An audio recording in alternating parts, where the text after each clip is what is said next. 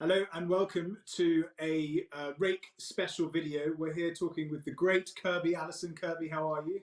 Hey, Tom, thank you so much. It's nice to see you, us being able to enjoy a little bit of time together digitally, given kind of everything that's going on in the world at the moment, but it's better than nothing, I suppose. We're co-videoing. Yes, that's right, co-videoing. Co-videoing, it's perfect. And we are talking about sort of what I guess is our kind of favorite subject, which is shoes. So Absolutely. what could be better under the circumstances? What you'll see here is in front of me, there's a selection of 6 designs of shoes, which are all available on the rake.com, and they're from John Lobb. I say 6, there are actually 7, but there's one in the middle that I will come to a bit later. And Kirby, I know that you are somebody who knows about and appreciates John Lobb because you've done segments of your own on them, and I thought who better to talk to about them than you, and have a bit of a discussion about things like design, techniques, and what our perception of the brand are in and amongst sort of a quite a competitive field. Yeah, absolutely. I mean, I have to say I've got a tremendous amount of respect for John Lobb, and it's a really interesting kind of tale of two cities history with this firm. I think that, first and foremost, I mean, you have to really kind of point out that there's John Lobb St. James's, which is the bespoke workshop on St. James's Street in London. That is kind of the ancestral birthplace of bespoke shoemaking in so many ways. But that's a little bit different than John Lobb Paris, which is what we're going to discuss today, which is doing the ready-to-wear. But both have this really unique kind of intertwined history that I think really represents the highest level of shoemaking. And John Lobb Paris, of course, with the ready-to-wear stuff, is doing, I think, some of the best work out there right now. Yeah, and I don't think they would necessarily blame people who get a first look into the brands if they get a little bit confused between the two. But once you've worked out the distinction of what they're actually doing in John Lobb Paris to create their own unique brand, separate from the heritage brand of St. James, it is remarkable to see how the DNA of the brand becomes firstly authentic in its European sort of designs and techniques, but also in its ability to create shoes that are perfectly relevant to men all over all over Europe and the UK, and in the European markets and across the world. And obviously they've landed on your desk too, so you sort of become to like them as well. Yeah, I mean, it's a truly global brand, and just kind of a brief, history that it's so fascinating to me, kind of the way that John Lobb Paris and John Lobb St. James's kind of evolved. I mean, of course, John Lobb St. James's. I mean, that's the original. I mean, it's kind of the birthplace of bespoke shoemaking. The original John Lobb was in many ways an adventurer. I mean, he grew up on a farm, fell off of the back of a cart and broke his leg, kind of became a little gimp. And because of that, he wasn't able to go into his family business. And so his father thought, well, maybe I should apprentice him to the local shoemaker. Sounds like a nice trade. He's not going to be working kind of in the fields doing any heavy lifting, so it would be really good for him. And young John Lobb, totally discontent with just being out in Cornwall making shoes, trekked to London. And, he arrived in London, very competitive bespoke shoemaking, scene. And he was, promptly chucked out of, every single kind of bespoke workshop he walked into. And so somehow this man, gets the crazy idea that he's going to go to Australia to kind of strike his fortune, and ends up becoming a really renowned bespoke shoemaker in Australia. And it's with that then he had the gumption to go back to London and to take on those same firms that the first time around told him that he wasn't good enough and didn't belong. And look at what John Lobb became. I mean, he became arguably the most famous shoemaker really in modern history, getting the royal warrants, first one to do that. And I guess it was that ambition that led them in 1902 to open a bespoke workshop in Paris. Yeah, I think, which is certainly the kind of the seed planting in Paris to today is such an interesting journey, because obviously in 1976, Hermes took it over, and that plays such an enormous part in the shoes we're looking at now, because quality and craftsmanship are right at the center of what we're seeing, and it becomes a kind of guarantor for the client. They know that they're going to be looked after in that sense, and that they're in safe hands. Let's sort of jump in with these shoes. On the left hand side, on my left, I have the kind of a selection of casual shoes, and on the right, sort of slightly more formal for sort of city wear and for workwear. And let me just quickly tell you about these though. These are actually mine. I actually bought these, and they're called the Keen shoes, and they are a beautiful sort of cherry loafer. I like burgundy. I've always worn burgundy. I've always seen it as such a sort of classic color that I think it's just as classic as something like navy.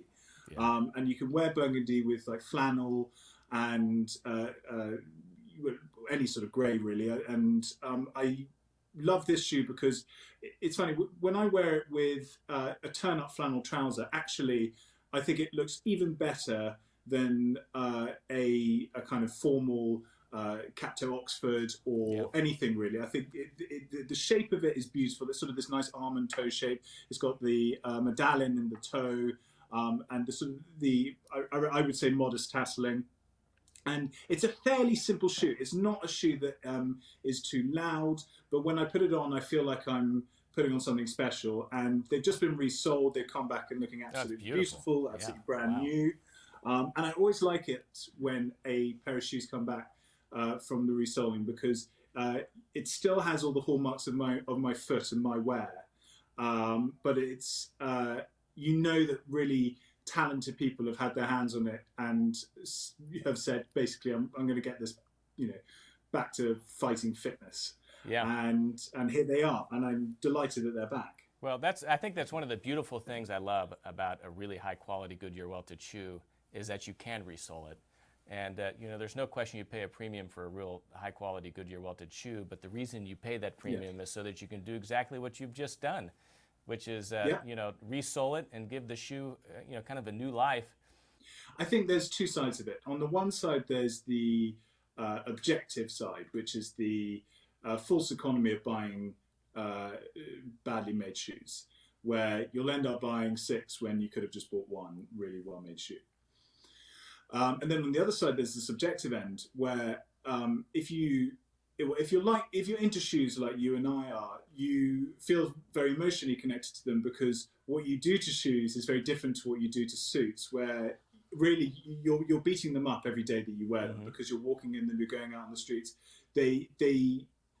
As you see here, the sole is absolute perfection. It's so beautiful looking, but as soon as I start walking with it, that gets ruined. Yeah. But that's that has to be the case, and you feel beholden to look after it.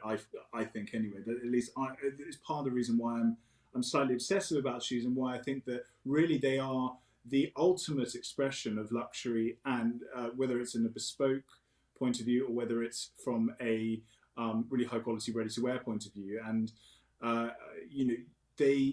they seem more precious to me. I've always felt that about shoes, and I don't know if you feel the same way, but absolutely. One, I think shoes are the ultimate form of kind of practical sculpture. I mean, a beautiful pair of well-inspired shoes, just has a beauty and an elegance to it.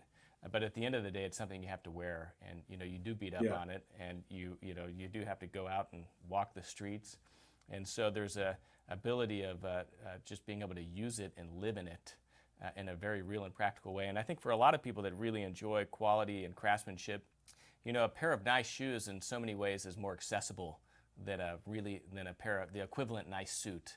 And so for me and for my journey, I felt like my journey in menswear, I first was able to really experience it through nice footwear before, from a budgetary perspective, I was able to do that through nice, really high quality suiting.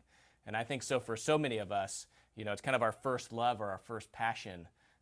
So many other people I know really wore their shoes. Yeah, and it's a really interesting point. I mean, my introduction to it was through my father, who was ex-military. The highest level of formality in his way. He was a very formal guy.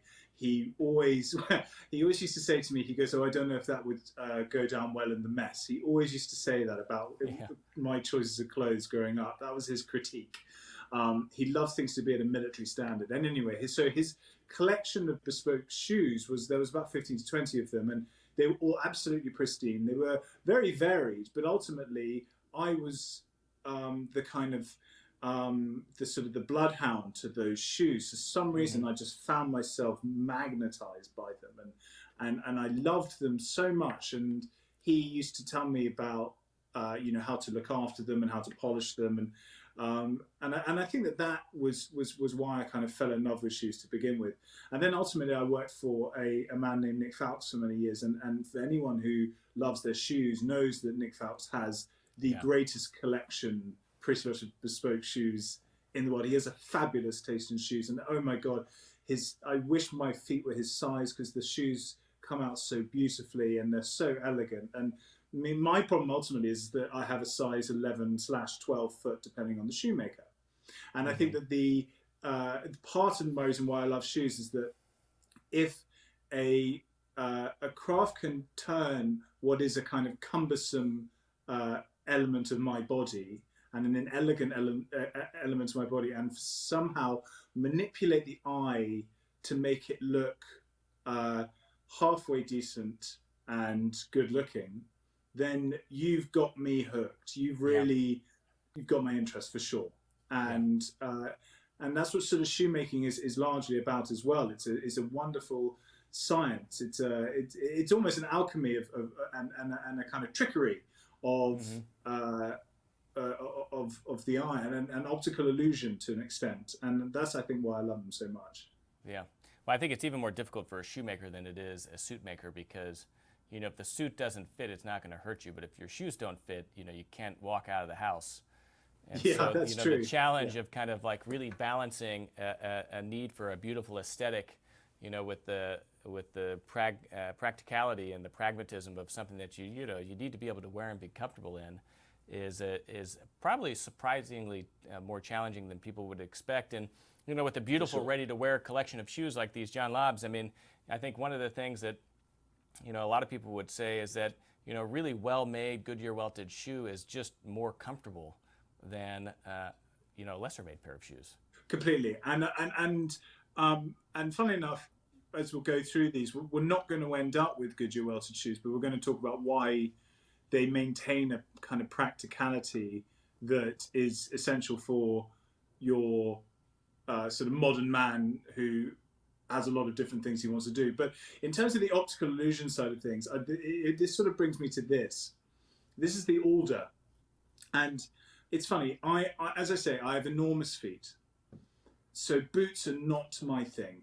I'm not really a boot wearer, because I want as little leather as possible around my feet to try and make it look like or try not to look like I have clown feet. I also think that there is a fashion for people to wear very tight trousers and very sort of big, sort of cumbersome boots, and I've never really found that to be to my taste. And what I've been frustrated by often with shoe brands is that they don't seem to see that often when they make these kind of big, clumsy, probably quite practical, but still quite clumsy boots, with all the attributes of a well-made, rugged shoe or boot, yes, for sure. But ultimately, they don't aesthetically work for so many, people like us who like to dress up formally and even when it's sort of raining outside or whether they're in the country.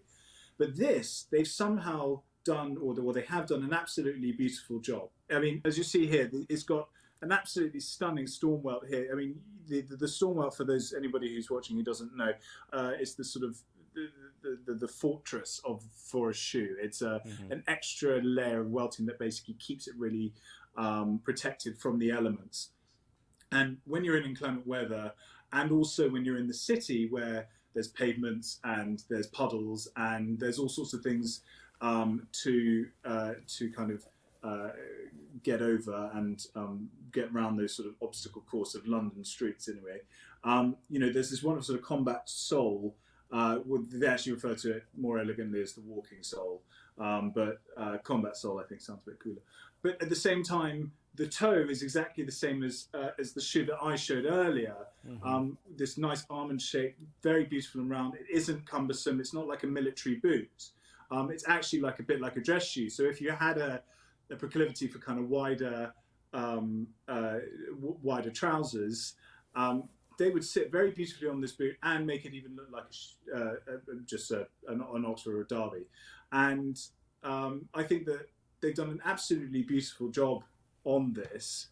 And I think very, very relevant to the modern man who needs to wear the same pair of shoes for going on the commute, for work, for going on a date, for general life. And so I love these. I think they've done a beautiful job with that particular boot with the that kind of the walking sole, I mean, it's kind of like the perfect urban warrior boot, where if you need something for a rainy day, I mean, you don't want to wear your nice leather-bottomed shoes. You've got this really lightweight rubber outsole, which is one of the things I generally dislike about rubber outsoles, is it really makes a boot heavy. And throughout the day, that can become actually quite tiresome because you're having to exert more force to walk. But I think this is a great example of John Lobb Paris being able to really leverage their kind of economies to innovate and do something that's innovative and unique, but still classic and traditional. So, this is their version of, kind of a day-night or a commando sole, but it's so much lighter weight than what you would see, and in some ways more elegant. Yeah, for sure. And I think that the fact that quarters go sort of all the way around to the back and to the heel, it looks like a Balmoral shoe. I think if you wore trousers, it could be mistaken for that. So it still has those elements and those kind of signatures of shoes, but it is a fully functioning boot. And so I think they've done a great job here. Similarly, this is the Lowry, and it's a Chelsea boot. No getting around that one, but it's a really elegant one, and it's same thing. Really beautiful toe shape, nice and long, and I don't know what your take is on sort of the sort of, they don't have a fiddleback waist on the soles. They sort of opted out of that, I think, throughout the whole John Lobb collection, and they haven't felt the need to do that, and it hasn't really subtracted from the finished product. Well, I kind of respect them for not doing it. I mean, in a lot of ways, I mean, it's more authentic to their bespoke tradition to have a slightly a more square waist. It's still trim. I mean, in no way is it particularly wide, but people like the idea of a really narrow fiddleback waist. It sounds really sexy, but it's not as stable as a more square waist, which is going to support the foot more. And it's still done in a way that I think is elegant and not particularly flashy, which whenever I think of a John Lobb customer, I mean, someone that buys a pair of John Lobb shoes is not your Gaziano and Gerling customer that wants, the patina and the really narrow waist and, those really exaggerated lines. There's a certain kind of maturity. I mean, I look at John Lobb, and I mean, this, like their William and some of the other black cap toe Oxfords. I mean, this is the City 2 right here that I have, would be just as welcomed at any St. James's Gentleman Club. Whereas if you try to walk into, Boodles or Brookses or Whites, with your patina and your super sleek fiddleback waist, you'd probably, I don't know, catch a few looks from, the sofas, from the Chesterfields. My father might shout, "That doesn't go down well in the mess." Yeah, that doesn't. That, to your father's point, he'd say, "I don't think that's going to go down well in the mess hall." You're right, actually. It's a very good point. I think that the John Lobb tradition is ultimately to be a very, very classic shoemaker, and the fiddleback waist is a slightly more. It's a fairly kind of modern option, isn't it? It's sort of people have kind of been shifting towards that more recently because, as you say, they like to have that sort of sexiness to it. Whereas when you have a shoemaker like John Lobb, who was working at a time where you were both making shoes for gentlemen in town, but also, you were making boots for when they're in the army or for riding or for all sorts of activities. And things like fiddleback waists weren't really brought into the equation. It was, flat soles, and that was that. And so this sticks to that tradition. And what do you make of because this is the William is got a double sole. Do you think that this is sort of more shoes companies are going to go towards that because ultimately it has more sort of longevity, it has more shelf life? I think in walking cities where you're doing a lot of walking, a double sole, makes a lot of sense. I think for a slightly more casual shoe like a double monk, a double sole, makes sense. Yeah. It lacks the finesse and the finish of a single sole that I think that for like a city dress shoe, I would traditionally go for a single sole. But I think that this is, again, another example of where John Lobb has, really, they kind of operate within their lane, but they do a good job innovating within that. So, this is a slightly, updated aesthetic. I wouldn't call it fashion forward, but I think the double sole gives a certain, I don't want to say trendiness because that might not be the right word, but it gives a certain visual distinctiveness to the shoe at least. And also it gives a nod to the practicalities that people need for getting around today. And for something like a double monk that can be used as a formal shoe, but also, I have a pair of monks that I often wear with jeans. And so, it's going to get more use than your formal shoes, and therefore it needs something to kind of keep it going a bit longer. And we've actually got, because with this William, this is a black William, but there's also a brown one which we're carrying. And I think that actually, if you have both, you are covered for. Because the maybe you have an opinion on this. What's your take on no brown in town? I think it really depends, where you live. I think in London, in kind of the West End or the St. James's district, you really don't see any brown. It's still a very kind of very formal dress code that's very strictly followed. But, that's not to say that you can't be in Chelsea and a pair of brown shoes in Chelsea is totally appropriate, right? So I think you kind of have to take it, with a little bit of a grain of salt where, those really strict rules aren't as universally acceptable or applied or appropriate today as they once were. Outside of London, in Paris, a pair of brown shoes in the city is totally, the decorum. It's like you see brown shoes more often in Paris than you do black. The same to a lesser extent in New York, but then really outside of New York and maybe, DC and the rest of America, you probably still see more brown than you see black. Yeah, my take on it ultimately is that for anybody who's been keeping their eye on bespoke suiting and also the sort of the tailoring houses like these and Hawks and stuff who are making lots of ready-to-wear collections, but it's the same thing. The fabrics that are being used and the colorways that are being used means that brown has to be a player for today. Absolutely. You can't. It's just there are so many suits that people are getting made, and Fox Brothers are coming out with all sorts of colours of flannel and Harris tweed and so forth. They're all producing things that are designed for the city, but it's totally inappropriate to wear black with it. Mm-hmm. So brown is so relevant today, and for anybody who kind of thinks that when they're sort of 13 years old, they overhear somebody say no brown in town and think, oh well, that's a rule and that's what they need to adhere to, they are both missing out and wrong. I think that it's you're right in if you want to go into somewhere like White's or I guess the Carlton Club and or wherever you need to adhere to the rules and black is that. God, I remember I went for lunch at White's and it was spinning in my head as to whether I could wear burgundy shoes because I thought they were incredibly smart, but I thought better of it and went with black. Anyway, better safe than sorry, because really sure. Just how archaic some of the rules are. In some places burgundy, may not be accepted. I've got a friend. We were going for lunch in a club in New York, and he was dressed really smart in a gray flannel double-breasted suit, but he was wearing a black roll neck, and they wouldn't let him in because he didn't have a shirt and tie. But to your point about brown shoes, I think anyone that loves shoes, right, and is really into footwear, you can't have a wardrobe without brown. Not only for your point, because so much of suiting today is being made to really for brown shoes, But I think just the way that a brown calf skin is able to evolve as you polish it and care for it, and it really begins to develop this really beautiful, unique patina, is really marvelous. And you can take care of your black shoes, you can mirror shine your black shoes, but at the end of the day, it's a black shoe, right? There's nothing you can do to ever change it from being a black shoe, and that's of course why black is black. But with the beautiful brown like this, kind of museum calf, Lopez, I mean, to polish this and to see it evolve is what's going to make it kind of all that more unique and special to you. Yeah, for sure, 100%. I'm totally with you on that one.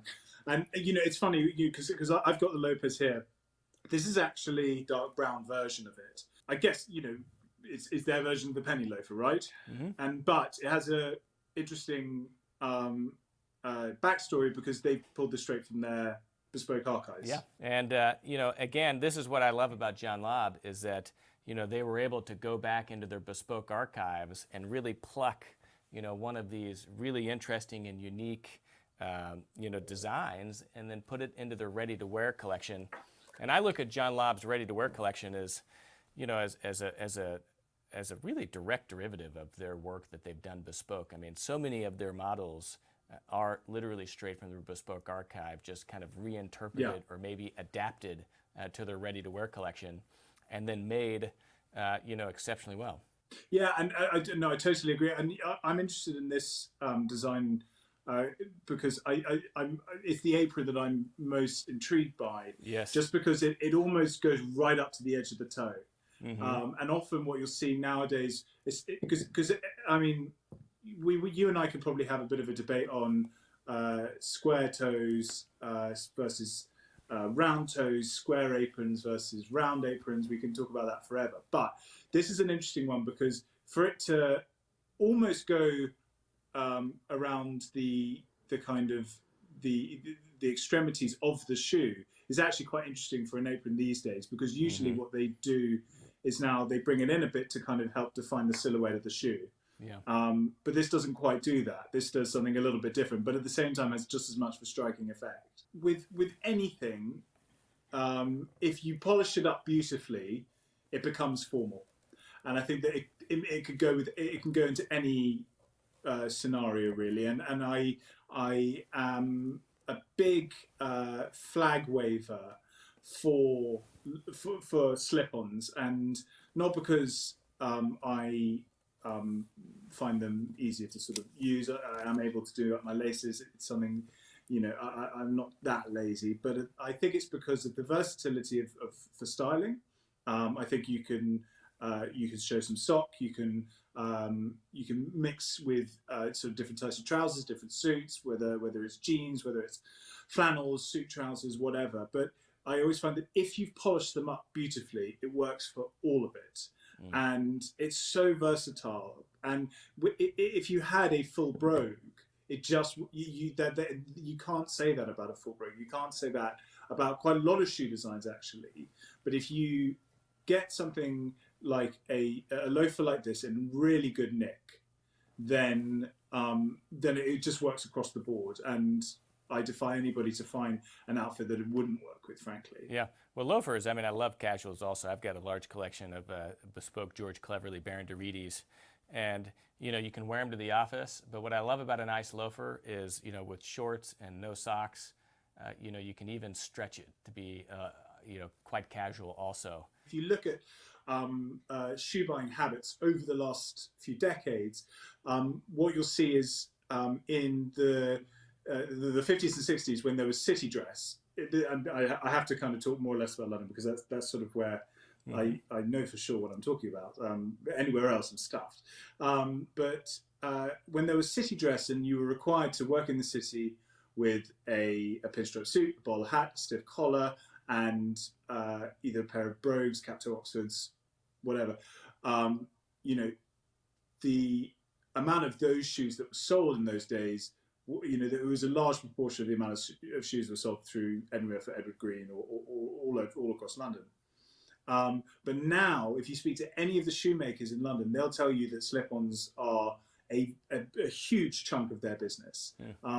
And people aren't really because people are going to be asked to spend a lot of money, and if they want to spend wisely, it's really the loafer that is going to be probably the wisest investment, at least for a first pair of really nice shoes, for kind of Goodyear welted shoes. Loafers are going to be, I think, that kind of entry point for you, not because it's the simplest, but because it's the most versatile and with no compromise of classicism, elegance, craftsmanship, or any of that. I think it's all there, but it just works across the board. Yeah, and with a little bit of geographic context, I mean, London is a little bit of kind of an island whenever it comes to menswear in a lot of ways. I mean, in the rest of the world, I think you probably see loafers as being incredibly popular because people are just dressing less formally. Yeah, for sure. I think, I mean, these next two designs are perhaps, they don't contradict us, but they are certainly designed for a certain purpose of a man's life. And so this is the Tyne and the Thorn design. So these are non-welted. The Tyne's an interesting one because you could say it's a driving shoe. You could say it's almost like a slipper, but it's unlined. It has a really nice rubber sole. It's a very comfortable shoe, and is the sort of a definite, as you talk about the sort of shorts and those socks. This is sort of where I think you're going to be. It's kind of the perfect summer shoe, right? For holiday. Yeah, 100%. Yeah, I mean, and unlined shoes are doing more and more business, don't you think? Yeah, I mean, again, it kind of reflects this casual atmosphere. But I mean, again, a properly dressed, gentleman, a man, would wear a shoe like that as opposed to, say, a pair of sandals or something. I mean, it's so much more sophisticated. Yeah. I think that, again, kind of stretching down into kind of the casual end of the spectrum, John Lobb has done a great job in really affording men really a latitude to wear really well-made, nice, beautiful, and elegant shoes, not just, to the boardroom or the country club or to their gentleman's club in London, but also, on the weekend or out at the beach or at their yacht club. And I think that that's important in terms of having a well-balanced wardrobe. No, 100%. And I've always said that if you haven't got your shoes right, then you just haven't got your outfit right. It's just, it's all going to be ruined from there. And even these thorns, they're sort of hatch grain design. So it's very versatile. Probably, I mean, I've always associated hatch grain shoes with the countryside. That was until I got my own pair of hatch grain brown loafers, which I am constantly wearing in the city. Mm-hmm. Different from the Lopez in terms of, with the apron, it's slightly set back so you can see a little bit more toe off the end. Ultimately, it's not a Goodyear welted shoe, so it's sitting flush against the sole, and therefore probably sits a bit lower, which ultimately works very well for if you're not wearing socks, if you're in somewhere hot, and shoes like this are quite good for something like travel, don't you think? Yeah, absolutely.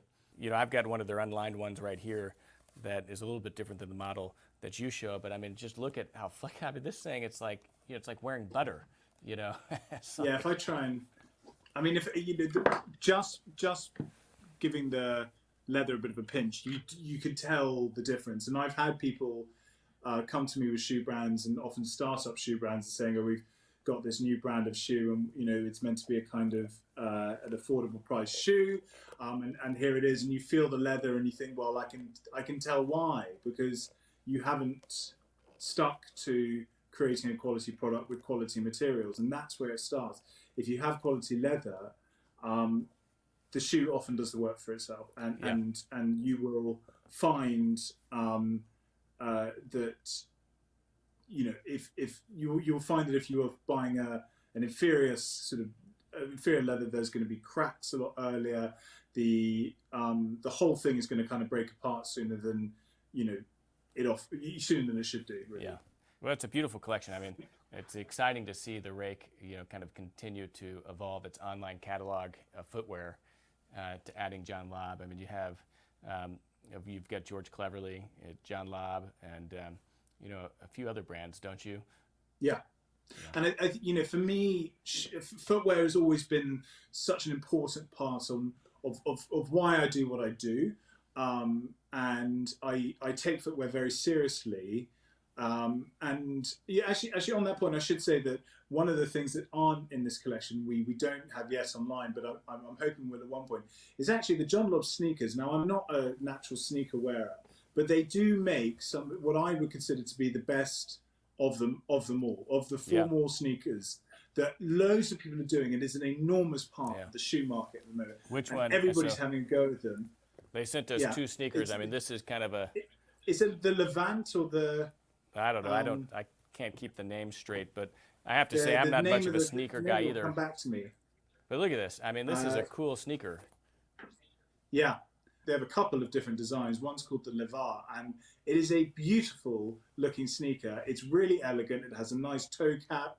It's laced. It does conform to your sort of sneaker head and also kind of formal footwear considerations. It goes into both camps very well, and I think that this should really be acknowledged for that, because it's not a straightforward thing to do, and I do think that they're the best on the market. Yeah. I just wanted to kind of make note of that, even though they're not here. This level of just pinnacle craftsmanship, combined with still doing modern stuff like a sneaker, or this totally unlined, kind of Italian loafer, is just uncommon to find all under one roof, but done well. Yeah, and I've always said that the definition of luxury is the bridge between practicality and art. And it's very difficult to look at these and not feel like John Lobb have understood that perfectly. Yeah, absolutely. Yeah, well, this is fun. I always enjoy talking about shoes, and I'll never refuse an invitation, to jump on camera and indulge in a little bit of shoe talk. No, it's always the best, and I knew immediately that you were the person to reach out to natter about the important things in life. Like well, I'm shoes. flattered that you would think of me, and it's always a pleasure. And I'm, of course, always at your disposal to talk shoes, shoe care, garment care, anything of the sorts. And I'm glad we were able to do this, I guess digitally through Zoom, even though we don't have the distinct pleasure of being able to do it in person. One day. Hopefully we'll have a drink again soon. It was nice seeing you the last sure time I was in London, albeit briefly. That was fun. And, hopefully we'll be able Kirby, to travel you're a great again gentleman soon. for doing this. Thank you very much. To all those watching, John Lobb, now available on the Rake.com, and please do have a look at them, but also take the time to get to know the brand as well. I promise you it's worth it. Yeah, well, congratulations on the new collection of Lobb shoes. Hey, thanks, Tom. Thank you very much. Cheers. Lovely seeing you, Kelly. Cheers. Yeah.